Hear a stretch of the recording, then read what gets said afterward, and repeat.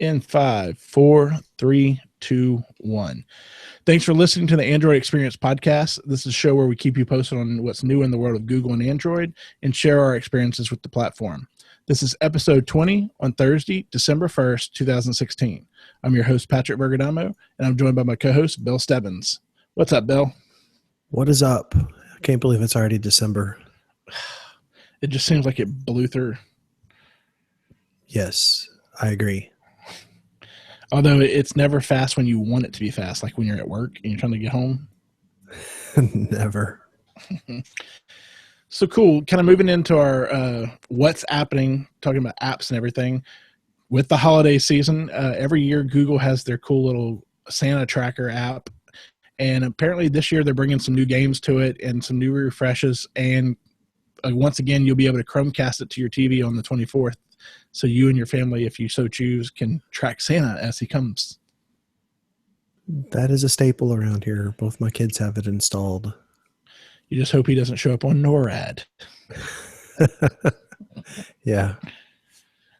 But I mean, it's a cool, and it's a really cool little thing Google does. It's kind of like what they used to do with the free movies every Christmas. It's a great little thing. It's free. And if you have children that are still believing Santa, it's a good thing to do. It's like, again, free. So the next big thing is YouTube has brought 4K live streaming to everyone. There were some rumors that it would maybe be phased in a little bit for only certain people, for the certain creative groups, and then eventually, but apparently now, if you want to live stream in 4K, you can do it. That's awesome. I don't have any 4K equipment though, so. Yeah. I think the biggest area I think this is going to be important for is the gaming curve, especially PC gaming, where you're starting to see some 4K stuff with, obviously you want to show the graphics and stuff in it in 4K. Not that we want to see the person in 4K, but what they're streaming, it's nice when you get good graphics. Yeah. So, I jumped on the 1080p bandwagon pretty early, but so far I haven't found myself really caring a whole lot about 4K.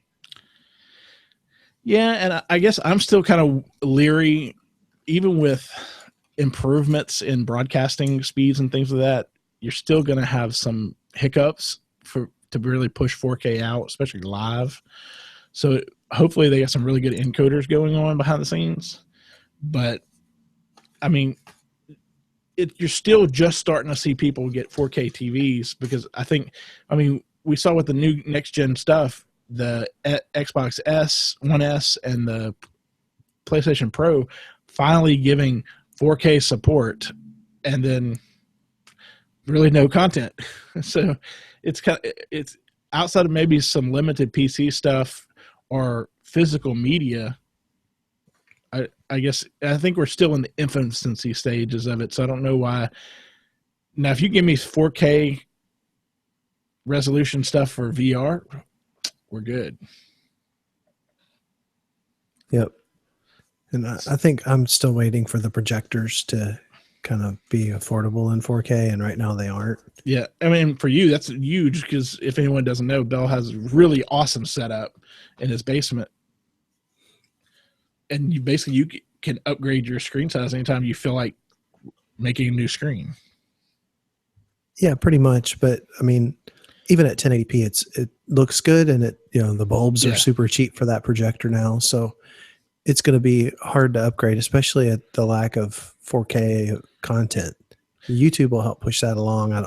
I wonder how quickly they will have like movies on YouTube that you can actually get in 4K and how that's going to work. Yeah, and I mean, correct me if I'm wrong, but the big thing with going to 4K would be that you could decrease your viewing distance and still see it clear. Correct. Because I mean, that's the big thing, is trying to put a big image. The further away you're at, it looks more. That's the whole thing with when we first got the HD TVs. If you get a screen too big for your viewing distance, it's going to look fuzzy. Yeah, and the bigger your screen, like mine's 124, and we're about 13 feet back, maybe. Mm-hmm. So you're fairly close, and you can, if you really stare at regular TV stuff, you can see some pixels. On like Blu-ray and that, it's pretty tough to see any, but 4K would hopefully eliminate any of that.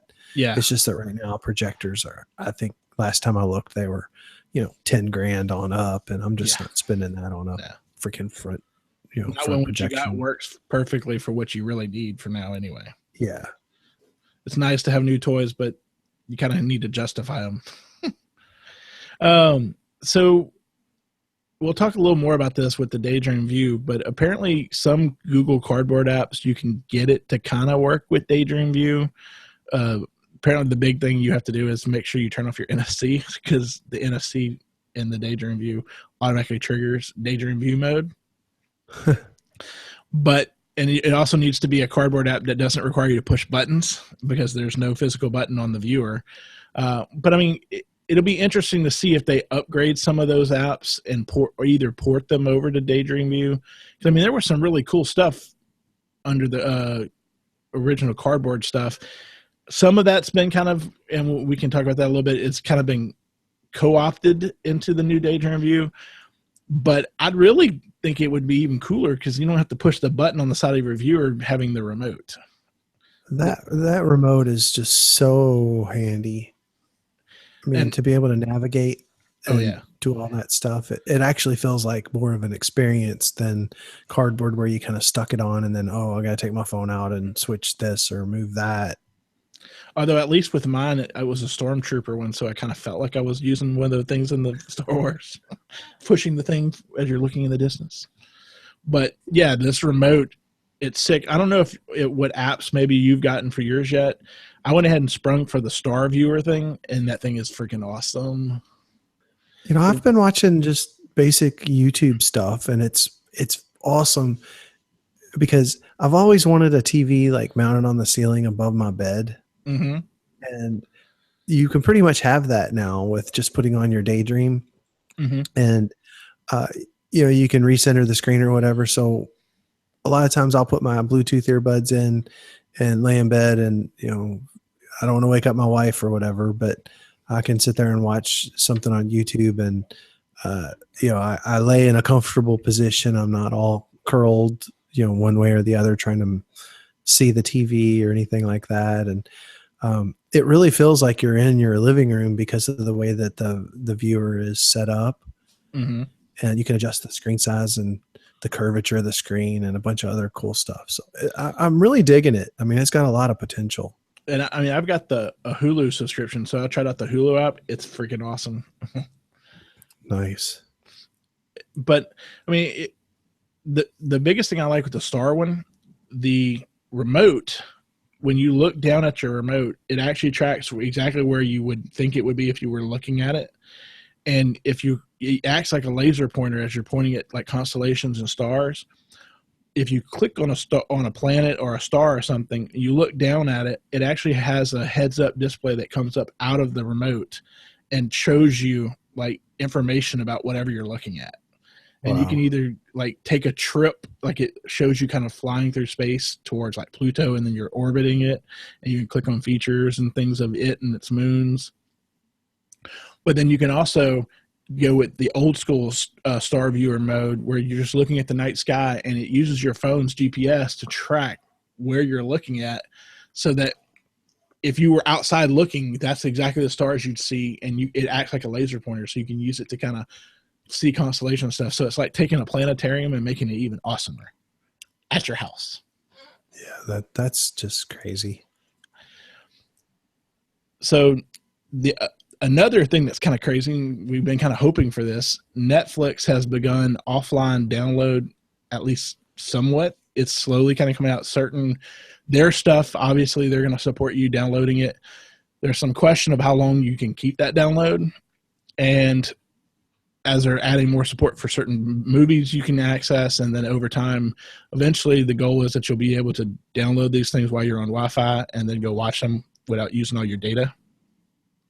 My daughter was so excited. She uses probably half her data on Netflix. And to be able to do this? Yeah. The problem is she's got an 8 gigabyte. Or yeah, I think it is 8. No, it's 16, but there's only like 11 free. And then she's got an SD card, but it doesn't support storing it on the SD card. Probably not, because that would be kind of their concession with the media industry, that someone can't take that download and take it out of there, put it in a computer and try to hack it to get a free copy of stuff.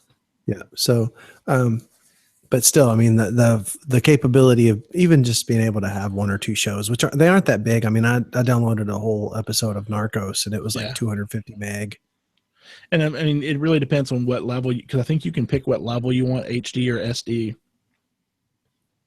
I'm assuming probably not 4K yet. But I mean, the fact that you could sit there and download it to your thing and watch it, so if you're on a trip or you just don't want to burn it when you know you're going to be sitting around, like if you're flying somewhere, it's the perfect way to kind of get you, like, especially for shows, because they take up even less room, binge on some shows while you're on the go without using your data. Yeah, it's, I found myself going on to some torrent sites to get some shows that were on Netflix that I wanted to watch that I wasn't going to have access to, like while I was on a plane or whatever. And I didn't really honestly feel bad about doing that, because, this should have been something that was offered last year. Yeah. And so now that they have it, I'll definitely use that instead, because it's more convenient. It's more on the up and up, but it also tracks your progress and all that stuff. So I think it's great that they finally came out with this, and especially around the holidays when everybody's going to be traveling and they can actually put it to good use. And what I'm looking forward to is the Netflix VR, because if you can download it and then go watch it, when you can tune out that little kid acting like an idiot on the plane by putting on some earbuds, put on your Daydream View, and watch your shows in peace. Yeah, my Jaybirds, I wear those all the time pretty much at work. Even if I don't have them on, I have them in, and they block out the sound, so I don't even hear all the sidebar conversations going on around me, or any of the people carrying on and not working, laughing. Yeah, I used to have to do that a lot when I was, especially when I was in a cube, because I just could not handle, especially if you're trying to focus, you're trying to get in the zone, and all you hear is people typing. Yeah. Especially when you can tell they don't know what they're typing, or you hear the click, click, click, click with the mouse. Like, dude, you're going to hurt your mouse. And there's a guy on my team that likes to air drum, but he air drums on his desk. God love him. So I don't have to hear that anymore. Well, and that's always, it's kind of funny how air drumming, to you, it's relaxing, and because like you're hearing that whatever you're thinking you're playing, but to someone else, it just sounds like random annoyance. Yeah. But I mean, I've tried the Daydream View with my Boom Bluetooth headphones, and they fit comfortably. Put them on after I've got the Daydream View on, and through Bluetooth. I know there's some apps that disable the Bluetooth audio, and there's some complaints that supposedly, hopefully they'll fix that. But I mean, plug in a little set of earbuds, which will be easier to take when you're traveling and stuff like that. It works fine. I don't know if you tried it. I haven't tried it yet, but my niece, I brought it to Thanksgiving, and she played it for like an hour or two. I thought I had to put my phone on ice afterwards because it was so hot. But the free Harry Potter app that's for the Fantastic Beasts, she was sitting there going, whoa. My brother-in-law was sitting there taking video of her playing, because her reactions, like as she's turning around seeing stuff and going, oh. Wow. But I mean, there's already rumors that a new app they're going to be coming out with is going to be basically you use your remote as a wand, and you can do dueling for Harry Potter. First thing my mind came to, though, is Star Wars lightsaber. Speaking of Star Wars, there is a video on YouTube that's a Verizon sponsored. I guess it's for cardboard, but you actually are in an X-Wing fighter. Interesting. I haven't seen that. If you have not tried it out, it is sick. I'll have to. I mean, I like the stuff they came out with for cardboard when episode 7 came out. It like the stuff like you'd see BB-8 and it would be like the footage and something like it was pretty cool. But the only thing I've noticed, and I'm curious how much. Supposedly there isn't a noticeable distinction between the Pixel and the Pixel XL. you would think the quad, was it quad HD for the XL? Mm-hmm. You would think it would be better, but apparently it goes because the focus, your viewing size is a little smaller, but supposedly the pixels don't really change any. You still get a little bit of the screen door effect, but nowhere near what I was getting like on the cardboard. Yeah. That's the only thing. To me, VR, I think the best VR is eventually going to have to be the standalone type unit. Ideally, it would be one where it has its own like video display and it just gets its data and stuff from your phone that would sit in your pocket so it doesn't get overheated. Because then you could have better lenses. Yeah, that makes perfect sense. I was thinking that they would need some kind of a lens that actually made the screen appear further back, just to get rid of that. But yeah, I mean, there's going to be some advancement. But either way, I mean, think of where we were 10 years ago with our, our flip phones, and now we've got this. Or even before that, when we had the terrible red and black give you headaches Nintendo VR thing. Yeah.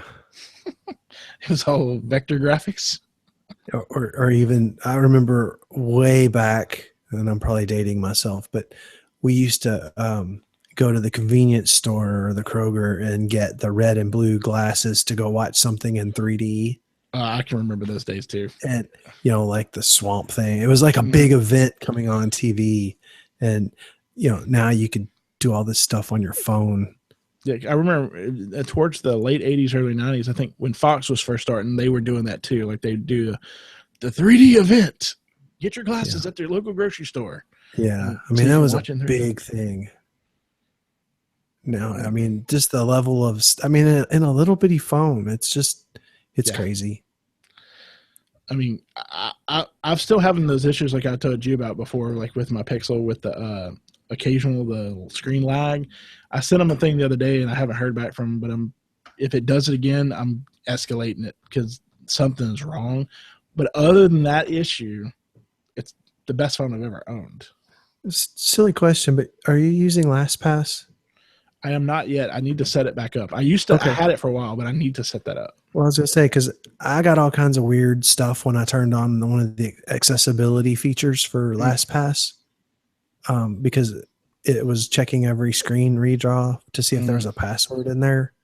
So if you've got any of the accessibility stuff turned on, make sure it's off.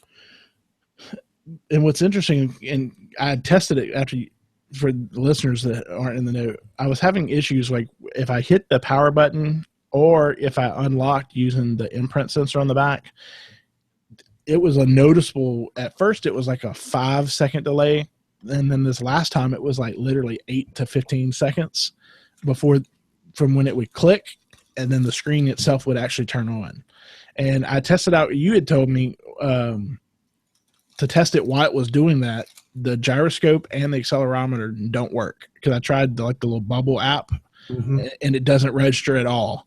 So whatever is, it may be a chip on the board or something where those are all connected to. But when it does the screen lag, it also doesn't allow the gyroscope and the accelerometer to work. And for me, the flip camera app move gesture has never worked. So I'm wondering if there's something wrong on the board.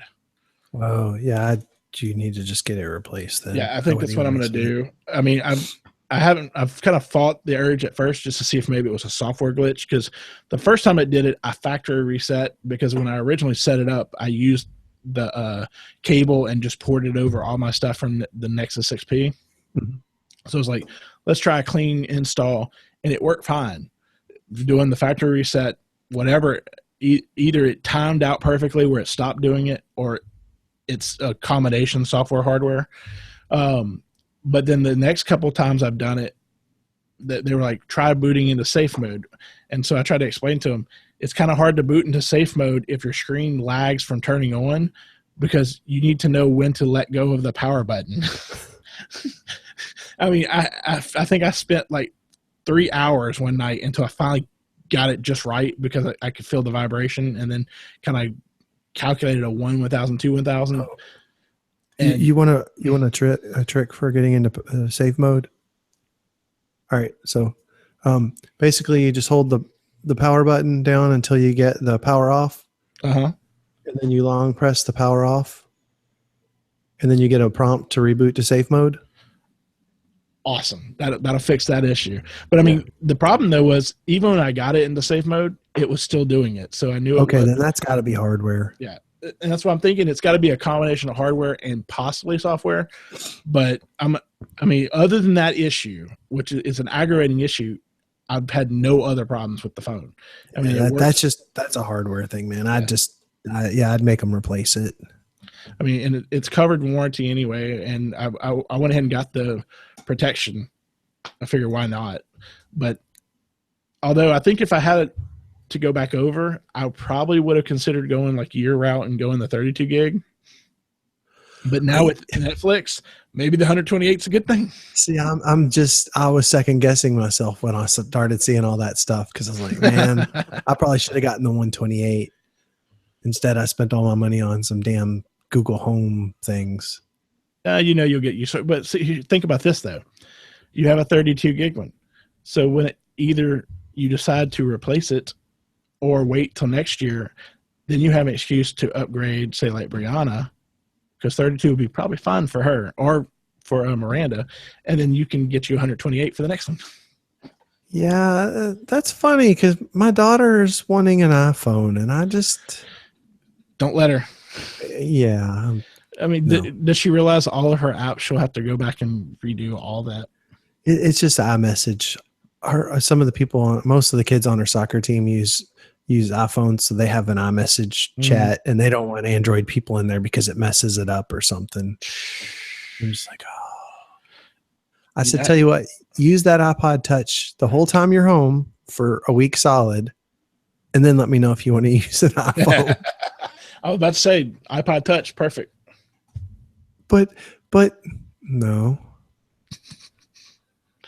I mean, well, you're still on AT&T, right? Yep. I mean, worst case, get her at some point, God forbid, get her an iPad. We have an iPad. But get her one that has cellular, since you can just add it and share part of your data, and she'll be using it instead of her phone, so it should balance out. But she could have that with iMessage on it. No, I was like, I just bought you a brand new Nexus 5 6 months ago, or 5X 6 months ago.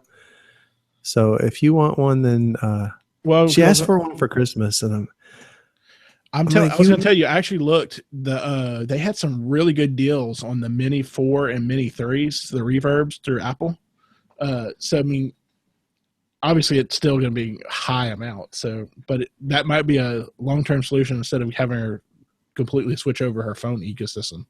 Yeah, it's a phase. We're not doing I said, I don't want you to have one because every time you have a problem, you're going to say, I don't know how to fix it. And I'm going to say, well, I don't want to learn how to fix it. It's supposed to just work. You figure it out. Right. So no, she's, I was trying to explain to her, you want an iPhone 6, that's 2 years old. Why would you want an iPhone 6?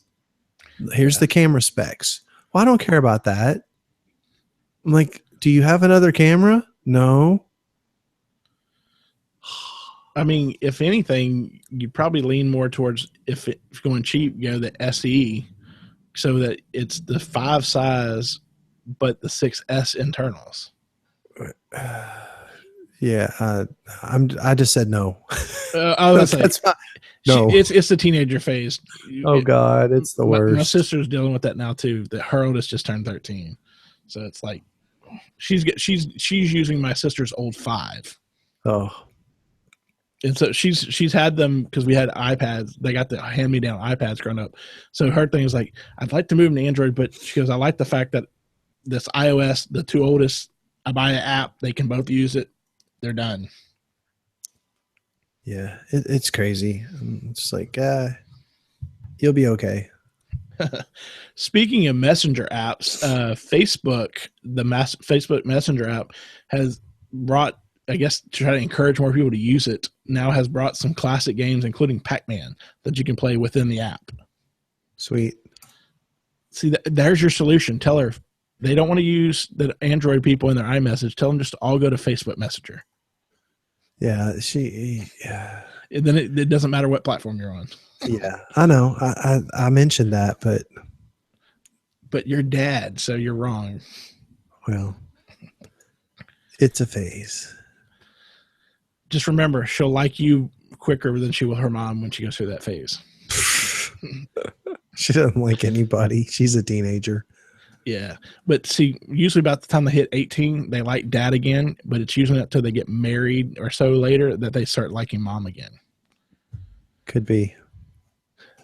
So Google Maps had kind of a minor update, I guess you could say, I guess just in time for the holiday season, that will bring in, I guess, kind of the Google search information, the Google Now information about like stores, the busy times and things. But it's supposed to be more of a live update of letting you kind of know these areas are kind of busy.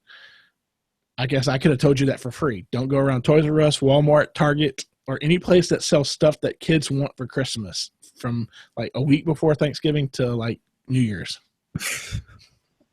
That's really insightful. Stay away from the mall. Pretty much. Android Pay is apparently going to be coming to Android Wear, which I guess maybe when we finally get our Android Wear 2.0. You mean in 2017? If then. Well, my Sony Smartwatch 3 has NFC, so technically it can do Android Pay. It's just, that'll be one of the ones that hopefully they'll update, assuming it gets Android Wear 2.0. I'm just happy Capital One now finally supports Android Pay. So I can at least use my phone. But I mean, it makes sense. They're kind of lagging on that, considering they were the first ones to the NFC game to let Apple completely bypass them up on that. That's a big letdown right there. Yep. So kind of moving into our top stories, because it's kind of that dead period for somewhat. For those people, we were talking about the Daydream View. Originally, the only ones they had were the Slate, but the Crimson and Snow are now out open for pre-orders. I don't know about you, but I kind of wanted the Slate regardless. Yeah, the Snow I have no interest in because that's going to get filthy. Yes. The Crimson draws too much attention. And I didn't really like the red color. Like, it wasn't red. It was, yeah. Like mauve, maroon. So I'm good. And mine was free with my pre-order, so you can't really beat that. Holla. My sister-in-law was like, how'd you get this or something? I was like, got it free. How'd you get it free? Because I was smart enough to pre-order a Pixel. Yeah. Right at the end of the pre-order period, but I pre-ordered. Yeah. I mean, I would almost say maybe if it had a couple more apps, I would gladly pay the money for it. But for free, it's a no-brainer. It's awesome. Oh, yeah. Yeah, and it's going to be cool to see how that technology advances. Yeah, and I think with Netflix supposedly coming out, bringing their Netflix VR app over, which I believe, what's the Sony one? I'm not saying Samsung. The Gear VR. Yeah. Right now, it was an exclusive initially for them, but they're supposedly moving it over to Daydream. I mean, if it's anything like the Hulu, it'll be awesome, especially if you can download the shows to watch. Yep. But I mean, I like the fact the only thing that was kind of, I guess for costs, you would think they'd at least give you a cable to charge your remote. Obviously, you can use the one for your phone, but I can understand like Amazon giving you the actual wall wart for it. But give me like a little short cable or something. I mean, the Pixel at least gives you extra ones, so you can use one of those since it's USB-C. But it's kind of weird too. The charging light, like you have to like read to know what those different blinks mean. I'm like, if I wanted to learn that, I'd learn Morse code. Yeah, but when the battery's low, it's the same blink as when it's trying to pair, and it's a little weird. I mean, could you maybe splurge for like a couple cents for a second color LED? Right. It probably has multiple colors. Somebody just is like, one color's fine. We're just going to activate this because battery life. You have to root your controller to make it work. I mean, it'd be nice if it would do like green for when it's fully charged and red when it needs to be charged. Yep. And then the white would be perfect for like pairing and whatever. But I mean, it works really well once it's set up. I do think you have to be really careful if how long, because I mean, I got into it where I was just sitting there wanting to play, and like my niece, she didn't want to give it up. Your phone will get hot if you keep playing it for extended periods of time. So like, you probably don't want to watch like binge watch Hulu or Netflix when you get a chance, or YouTube. You probably want to limit it to a couple, maybe an hour at most. Yeah, I've done a couple of 30-minute, 45-minute sessions, and the phone was warm, but not like super, super hot. So, I mean, I think there's probably some ways they can optimize some of that going forward. Yeah, and I think the design, you can probably coordinate ways, like the back part where it touches the back, put something that wicks away heat, would be something like with not necessarily gel, but like one of those things like that, which would cushion it and maybe draw heat away from your device. That would be a great idea. Yeah. Put a little what I'm thinking was a heat sink in it or something, so it makes contact. Yeah, I've seen some people with those little those thin ice pack things that they're strapping into. Like, that's a little silly, but yeah, especially if it gets hot enough, it melts the plastic. That could be a mess. And I mean, and it's not like you want to cool it anyway, because condensation's not so good for electronics. Right. But I mean, there's obviously, this is the initial design for it. I still think the long term is going to be, it'll have its own type of processor stuff in it, but it'll use your phone for data and to queue the apps, because that would be kind of almost like Chromecasting to your view. But I think that would probably ultimately be the better one, because then it can have built-in heat technology and better lenses anyway. Yep. So HTC has come out with their 10s Evo, which essentially is going to be the Bolt, which is on Sprint. It's supposed to be, I think it said Europe is supposed to get it within the next month.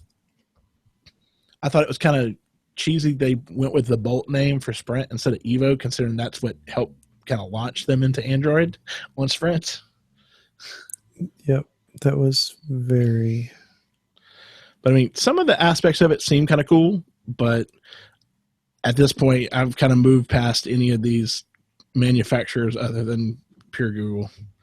I like my updates a year later.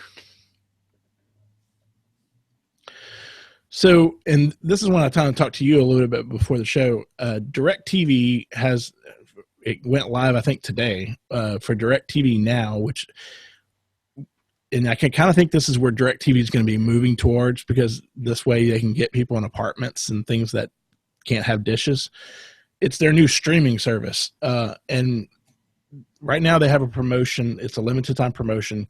You get the 100 channel pack for $35 a month. And supposedly AT&T is saying, if you sign up during this promotional period as one of our early adopters, we will lock in that price.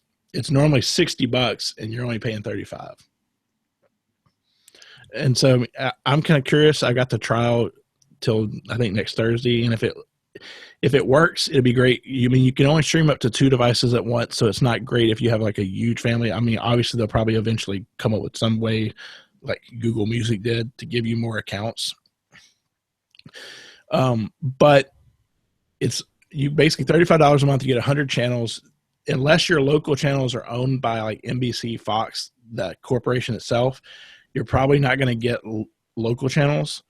But if you're somebody who wants to keep, say, like your cable internet, but you don't really want to pay for cable TV, this is a cheap way to kind of get it. Because you're going to get your local channels either over the air or through basic cable. So there's ways to kind of accomplish that. And it's supposed to be adding on the air DVR feature comes 2017. So I mean, if you're someone who wants to record your shows, that's another way to do it. But for right now, it will stream to your computer, to your tablet, to your phones, either Android or iOS. The new Apple TV, it won't work for the 3rd generation or older. It only works for the new 4th gen. It'll also work with the Amazon Fire Stick, as well as Chromecasting from the app on your Android. supposedly iOS is not going to get Chromecast support until 2017. So yay Android. But for $5 more, you get HBO, and for $5, you can add HBO or Cinemax, or $10 for both. So I mean, for $40 a month for most of the channels I'm probably going to watch anyway, with HBO, and supposedly it will count as just like any of your other AT&T or DirecTV accounts. So by having this, you qualify for ESPN Go, HBO Go, Disney Go, which those don't count as your two streams. So if you have your kids streaming Disney through the Disney app, you still have two accounts that you can use. So I mean, I could see this like tailgates. Somebody set up a hotspot or use their phone. Boom, you got TV at a tailgate. Now, I saw some stuff about the data cap stuff. This only applies to your home broadband if you have AT&T, right? Like Uverse? I believe so. One of the things they have set for it, from what I understand, it has I think the simple answer is yes. I think it only applies for AT&T. And that's where I think part of this is their idea of eventually moving people off of dishes to this. And the rumors are this will kind of take the place of both DirecTV Dish and Uverse eventually. That this would just be, you stream it kind of like Netflix almost. Yeah, and that makes sense. If they can get it to where TV is just all on demand, yeah, that makes complete sense to me, because I don't have time to watch things live. I mean, if it's a sporting event or something like that, even then, the limited stuff that I do watch, I generally will watch it off of the DVR on the buffer so I can skip through commercials. Yep. So I don't really want to watch things live. I don't want to sit through, 3 hours of whatever for 1 hour of content. Yeah, I pretty much don't watch shows live anymore unless it's sports where I really don't want it ruined, or it's like Game of Thrones Sunday where I can't go anywhere near a computer if I don't watch it live. Yep. But I mean, it's going to be interesting, and I think going into our next thing, it's going to be really interesting considering it works with Chromecast. Apparently Google, because they can never stick with a name, the whole Google Cast brand is now going to be called Chromecast Built-In. Not sure how going with more words and something that's not really trademarkable in the sense of Google Cast. Yeah. They must turn over the branding people once a week at Google. I think that maybe they just let the interns run wild. Pretty much. But I mean, to me, Google Cast worked because for the home casting and everything like that, it was a good catch-all. Whether you were doing the Chromecast, the audio casting, the new Google Home. I mean, Google Cast seemed like a better term. Only thing I can think is maybe for some reason they ran into some hiccup in trying to trademark and patent it, the term. And so they went with Google Chromecast Built-In. But I mean, with the new TVs and stuff now that are going to have this feature built in. I know Vizio has a bunch. I've seen when I went to Sam's and to Costco. With DirecTV now, that's perfect. You just fire up the app on your phone and boom, your TV now casts your satellite without a satellite dish.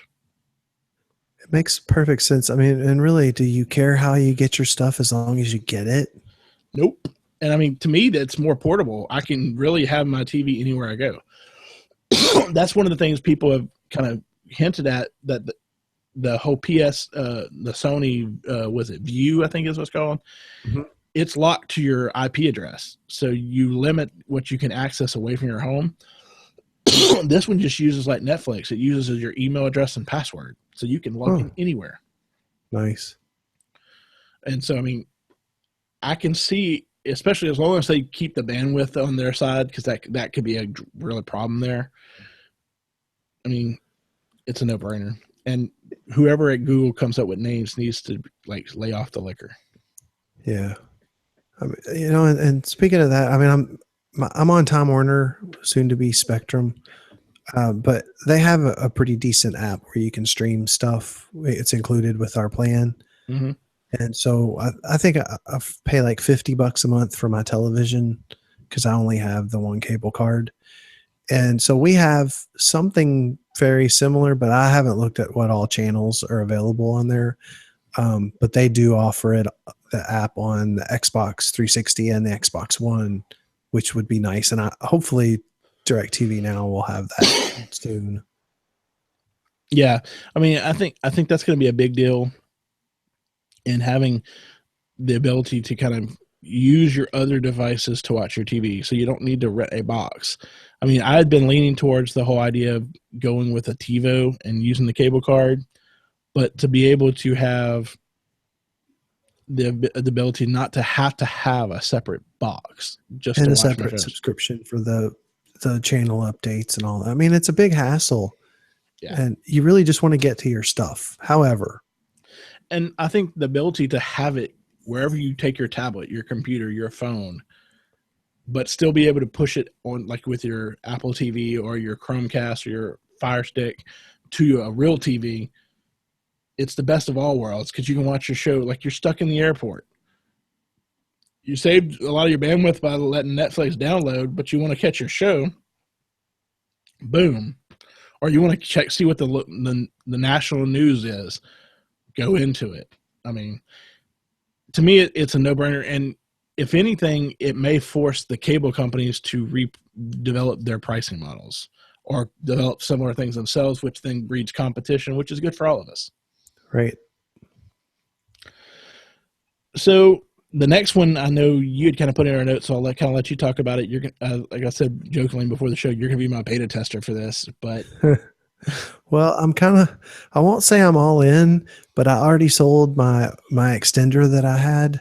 So I only have my router right now for my house, and it's really sucky because it doesn't reach the whole house. mm-hmm. So for those that aren't familiar, Google Wi-Fi is essentially a mesh setup of Wi-Fi extenders or routers that you place around your house. You can buy them in a single for $129 or a 3-pack for $299.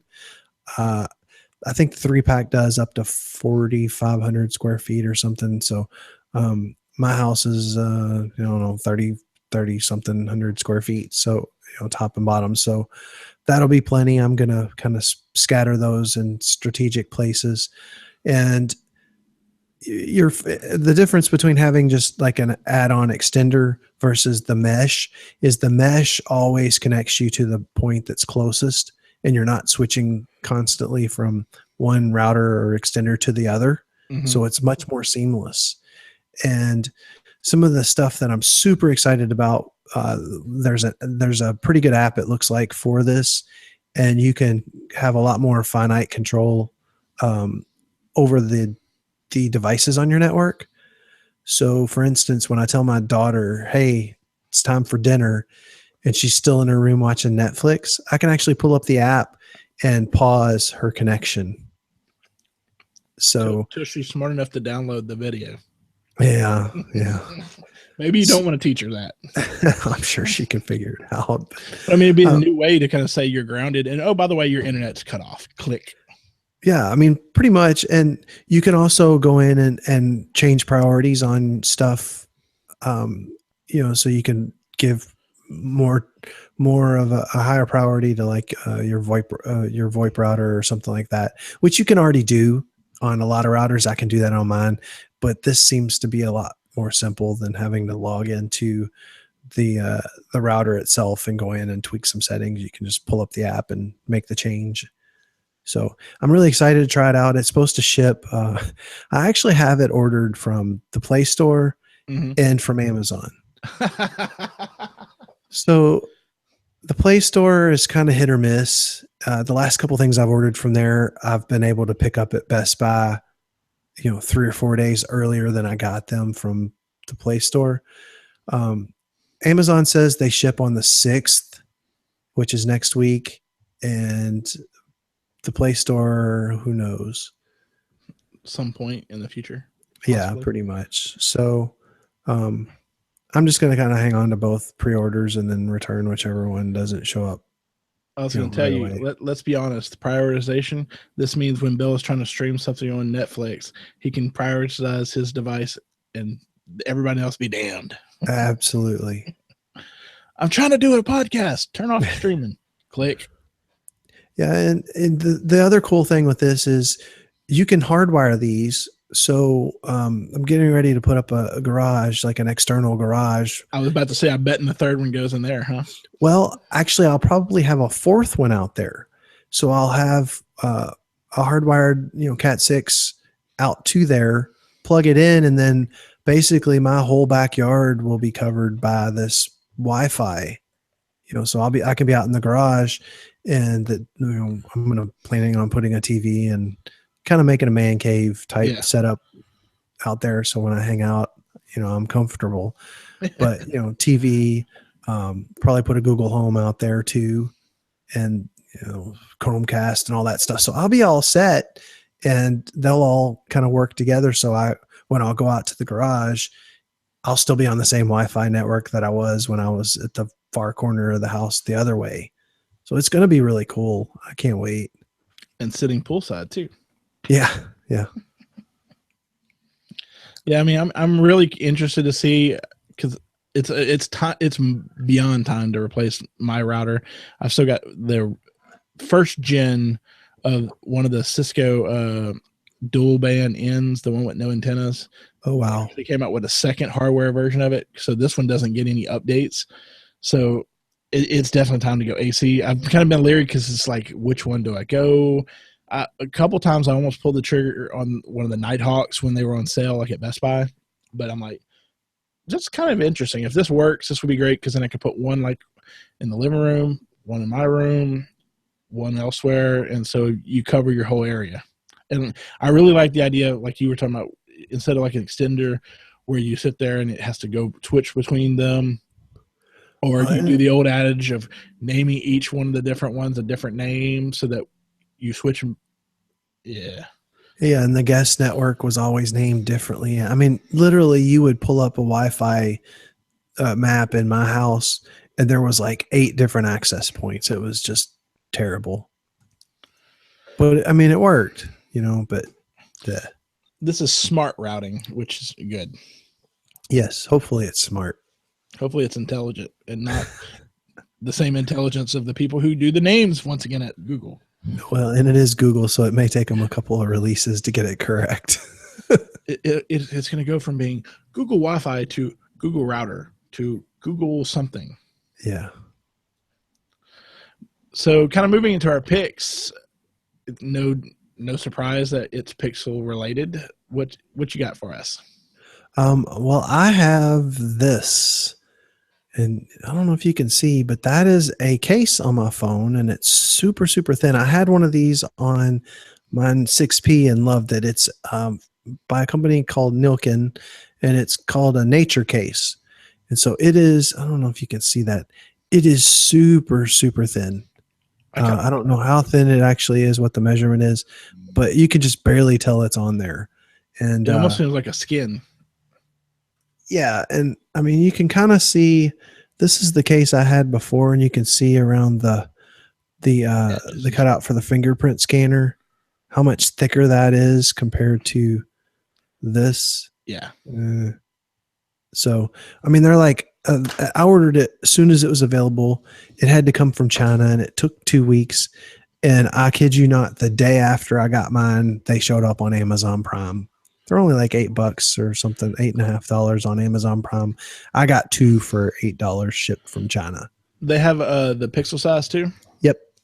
Because I'm about ready to switch mine over. I've got the only cool thing is it's thicker. It's like yours was. It's thick, but I like the fact that it had the little cushions in the corner. It's actually saved me once already. I was sitting there trying to access something while I was pushing a buggy in the supermarket, and accidentally hit the button. It like slipped out of my hand. Oh. And it landed perfectly on that corner and did nothing. But now, we'll mention this is the gray version of the case. Mm-hmm. And I got that rather than the clear one, because the clear one looks kind of whitish. Yeah. When you have it on a black phone or a dark phone. So yeah, I had the same one for my 6P as the one you had recommended. Yeah.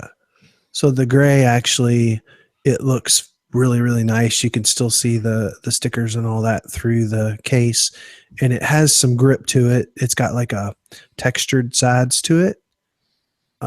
So I am beyond excited, and I put their screen protector on too. I think it was like $9. See, I hadn't done that yet, but I'm thinking I'm kind of like on borrowed time before I'm gonna get that micro scratch, and I'm gonna be like so mad I didn't put it on already. It doesn't cover the whole screen. It covers just to the edges on the sides, which I'm okay with. But this one, I had a different one before, and it wasn't very oleophobic, so I'd get fingerprints and all that. This one is, and the thing I like is it doesn't have a cutout for the camera. Mm-hmm. So there's no impact at all to the front-facing camera pictures, but it doesn't collect lint right in that little cutout that was there. Yeah. So super happy with both of them. Yeah, I might have to check it out, get a pixel size one. You should. Yeah, I mean, these were dirt cheap, but these were like the only ones that were in stock because I was not going to have nothing on it when I first got it. So mine, surprise, surprise, the Daydream View VR. I mean, I really like it. Obviously, it was free, but as much as I liked cardboard and thought it was kind of a cool idea, this takes it to a whole nother level. And if you get a chance to try out one, especially if you can try out the Star VR thing, it's really cool. Yeah, I'm super stoked on all that stuff. I mean, I mean, they have a few games where I haven't tried because some of them are kind of expensive, like the Gunslinger one, but I mean, they have good reviews. So, I mean, I can see stuff kind of coming out, especially start getting cool stuff that's related to like a movie, like kind of like with the Harry Potter thing, but like what we got with cardboard when episode 7 came out. There was a lot of cool stuff that came out for cardboard. I'm kind of looking forward to it. I'm with you. So let's let everybody know how you can reach us. I'm easy. I'm at Bill Stebbins, Twitter, pretty much everywhere. If you just Google, you find me. He's Bill the Internet Stebbins. If I'm not talking tech, I'm talking about cars or home theater or just being awesome. Well, I try. I don't know about whether I succeed, but hey, I try. Mine, not quite as simple, but still easier than making you spell my last name. It's LSU Law 2009.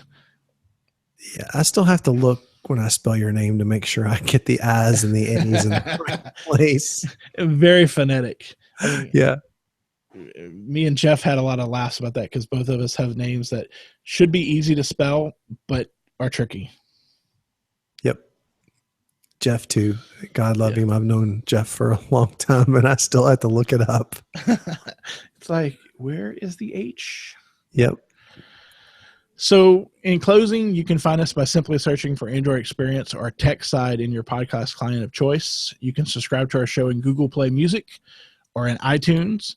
You can also take time to leave us a review and comment. Also, we have a link in our show notes for our non-Google Play and iTunes listeners if they want to use it whenever to download it directly to their phones, their devices, or whatever else client they want. We also have a Patreon page. This gives our dedicated and loyal listeners opportunity to support the podcast and all the other shows on the Tech Side Network for as little as $1 a month. If you'd like to support us, visit our support page at patreon.com/techside. Leave us a comment on Twitter at AXP Podcast or email the network at axp@techside.net. You can check out our website at techside.net/AXP and also be sure to check out all of our other great podcasts, blogs, photo galleries, and the TechSide store on techside.net. So we thank you all for listening, and goodbye and good night. Good night.